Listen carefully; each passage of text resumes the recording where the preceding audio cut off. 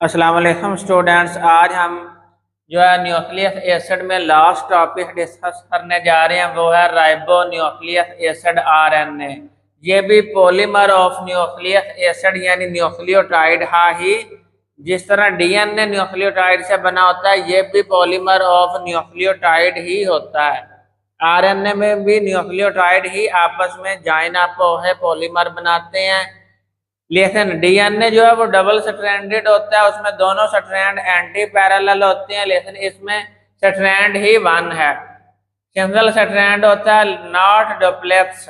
ये डीएनए ही तरह डुप्लेक्स नहीं बनाता, बल्कि सिंगल स्ट्रैंड ही होता है। Some region of RNA form duplex. ये जरूरी नहीं है आरएनए जो है वो सिंगल स्ट्रैंड होता है लेकिन डुप्लेक्स ना बनाए। इसी जगह पर अगर कंप्लीमेंट्री सीक्वेंस आ जाता है तो वो आपस में हाइड्रोजन बॉन्ड फॉर्मेशन करके डुप्लेक्स बना लेता है। ये लेकिन ये जो है ये आरएनए है सम रीजन में होता है, कुछ हिस्सों में होता है, और बाकी जितना भी स्ट्रक्चर है वो सिंगल स्ट्रैंडेड ही होता है और डुप्लेक्स भी नहीं बनाता। डुप्लेक्स सिर्फ चंद हिस्सों में बनता है। RNA transcribe from DNA template. DNA से ट्रांसक्रिप्शन होती है, उससे रिजल्ट में आरएनए बनता है। हमने पढ़ा हुआ है डीएनए जो है ये डबल स्ट्रैंडेड होता है। ये डीएनए है। जब डीएनए में ट्रांसक्रिप्शन होती है तो उससे रिजल्ट में मैसेंजर आरएनए बनता है जो है सिंगल स्ट्रैंडेड होता है। अब ये सिंगल स्ट्रैंडेड में ट्रांसलेशन होती है और प्रोटीन बनती है। इस सारे अमल का नाम है सेंट्रल डॉग्मा। Central dogma. इसके अंदर दो प्रोसेस पढ़ाए जाते हैं, ट्रांसक्रिप्शन जिसमें मैसेंजर आरएनए बनता है, और ट्रांसलेशन जिसमें मैसेंजर आरएनए से बाद में प्रोटीन बनती है। तो डीएनए से पहले ट्रांसक्रिप्शन है, रिजल्ट में मैसेंजर आरएनए बने हैं, मैसेंजर आरएनए से ट्रांसलेशन और है प्रोटीन बनती है। इस अमल का नाम है सेंट्रल डॉग्मा। अब role and types of RNA. RNA ही फर्स्ट टाइप है मैसेंजर आरएनए। मैसेंजर आरएनए ही लेंथ डिपेंड करती है जीन साइज पे। जितना जीन होता है, जितना उसमें सीक्वेंस ऑफ न्यूक्लियोटाइड होते हैं, उतना ही मैसेंजर आरएनए पे न्यूक्लियोटाइड ऐड होते हैं। तो जितने जीन ही लेंथ चेंज होती है, उसी हिसाब से लेंथ ऑफ मैसेंजर आरएनए भी चेंज होती है, और ये एमसीक्यू आता है। इसके बाद फॉर एग्जांपल प्रोटीन जो है वो 100 अमाइनो एसिड पे मुश्तमिल है, यानी एक प्रोटीन है, मिसाल के तौर पर उसमें 100 अमाइनो एसिड है, 100 अमाइनो एसिड है। तो मैसेंजर आरएनए की लेंथ जो है 300 न्यूक्लियोटाइड पे मुश्तमिल होती है। एक अमाइनो एसिड को ट्रांसलेट करने के लिए 3 न्यूक्लियोटाइड मैसेंजर आरएनए पे होना लाजमी है। 3 न्यूक्लियोटाइड मिल है एक अमाइनो एसिड को ट्रांसलेट करते हैं। तो लिहाजा हमारे पास प्रोटीन है 100 अमाइनो एसिड वाली, तो मैसेंजर आरएनए पे 300 न्यूक्लियोटाइड होना लाजमी है। Triplets of nucleotide along length of messenger RNA. वो जो मैसेंजर आरएनए पे 3 न्यूक्लियोटाइड का सेट है ना, जो एक अमाइनो एसिड को ट्रांसलेट कर रहा है, उस ट्रिपलेट का नाम है कोडॉन या फिर जेनेटिक है कोड। ये शॉर्ट क्वेश्चन है, डेफिनेशन पूछते हैं, डिफाइन है कोडॉन। और अगर हम messenger RNA total amount check करें आरएनए के लिहाज से, तो ये टोटल आरएनए है जो 3 to 4% होता है, ये मैसेंजर आरएनए होता है। बाकी आरएनए अदर आरएनए हैं, जिसमें राइबोसोमल आरएनए है, ट्रांसफर आरएनए है। तो ये 3 to 4% ऑफ टोटल आरएनए होता है। एमसीक्यू आया हुआ है बोर्ड है पेपर में। मैसेंजर आरएनए जो होता है ये राइबोसोम है पास जाता है। राइबोसोम आपको पता है प्रोटीन सिंथेसिस फैक्ट्री है। राइबोसोम है पास जाता है, राइबोसोम पे ट्रांसलेशन होती है और रिजल्ट में प्रोटीन जो है वो सिंथेसाइज होती है। दूसरी टाइप है राइबोसोमल आरएनए। राइबोसोमल आरएनए जो है ये राइबोसोम बनाने में रोल प्ले करते हैं, यानी राइबोसोमल आरएनए जो है वो राइबोसोम बनाते हैं। राइबोसोम बनाने के लिए दो चीजें चाहिए, आरएनए और प्रोटीन। आरएनए जो होता है ये असल में होता ही राइबोसोमल आरएनए है। राइबोसोमल आरएनए जो है ये पहले बनता मैसेंजर आरएनए से, मैसेंजर आरएनए पहले बनता डीएनए से है, यानी डीएनए से मैसेंजर आरएनए बना, मैसेंजर आरएनए से बाद में राइबोसोमल आरएनए बना।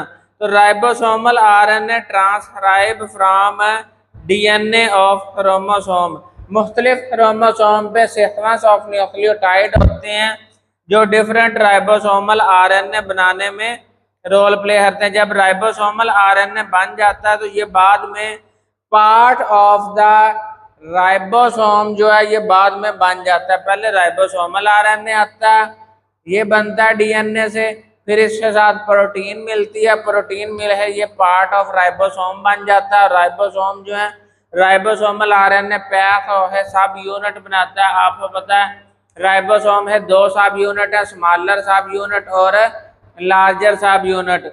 तो वो जब राइबोसोमल आरएनए प्रोटीन के साथ मिलता है तो ये सब यूनिट बनाता है और सब यूनिट अल्टीमेटली वो राइबोसोम का ही पार्ट होता है। अब base pair of ribosomal RNA similar from bacteria to higher plant और higher plant to animal. Ribosomal RNA में जो सीक्वेंस ऑफ बेस पेयर है ना ये बैक्टीरिया में भी वही है, हायर प्लांट्स में भी वही है और एनिमल्स में भी वही है। राइबोसोमल आरएनए है सीक्वेंस ऑफ न्यूक्लियोटाइड में कोई चेंज नहीं है। बैक्टीरिया से लेके एनिमल्स में पहुंचने से जो है सब में सेम बेस पेयर पाए जाते हैं। लार्ज साइज होता है 80% ऑफ टोटल आरएनए होता है, यानी जिस तरह मैसेंजर आरएनए 3 to 4% होता है इसी तरह ये टोटल आरएनए है 80% होता है और लार्ज साइज होता है। Transfer RNA, transfer RNA smallest RNA है, स्मॉलेस्ट आरएनए है। इसके बाद इसमें 75 to 90 न्यूक्लियोटाइड्स पाए जाते हैं।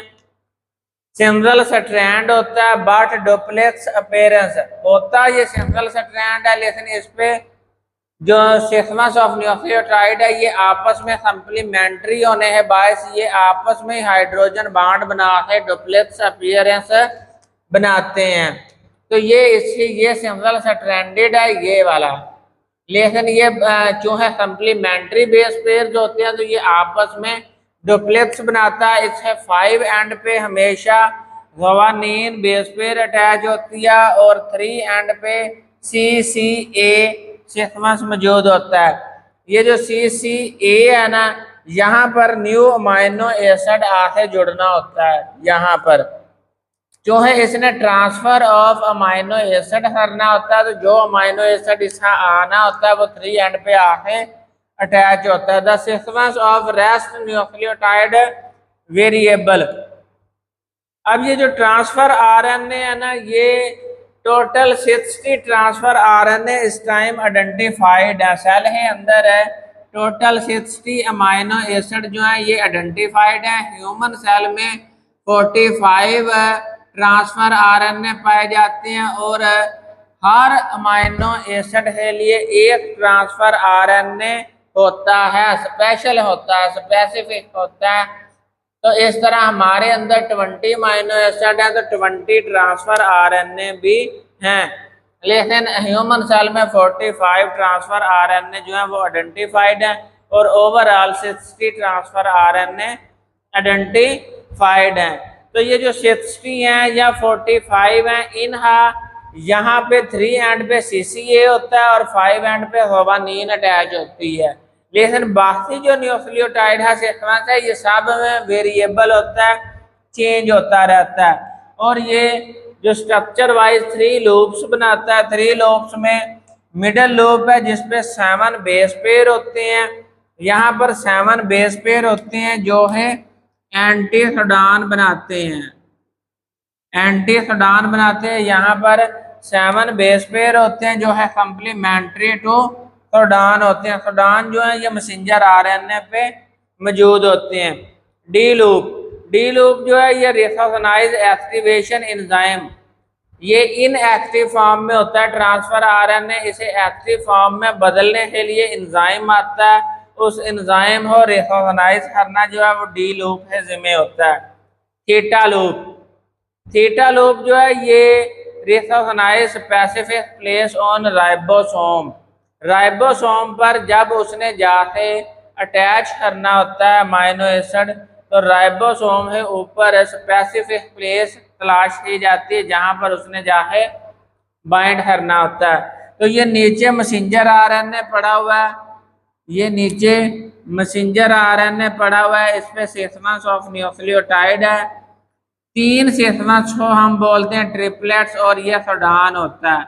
और सोडान जो होता है इस पे कंप्लीमेंट्री होता है। एंटी सोडान पे जो सीक्वेंस ऑफ न्यूक्लियोटाइड होता है वो सोडान है, उलट होता है एंटी सोडान होता है और उस पे आके बाइंड हो जाता है और फिर ये ट्रांसलेशन है जरिए से प्रोटीन बनाता है। तो यहाँ पर हमारा जो न्यूक्लियस एसिड है वो टॉपिक कंप्लीट हो चुका है। इसके बाद हम नेक्स्ट लेक्चर में नेक्स्ट चैप्टर शुरू करेंगे। उतनी देर के लिए फी मान अल्लाह।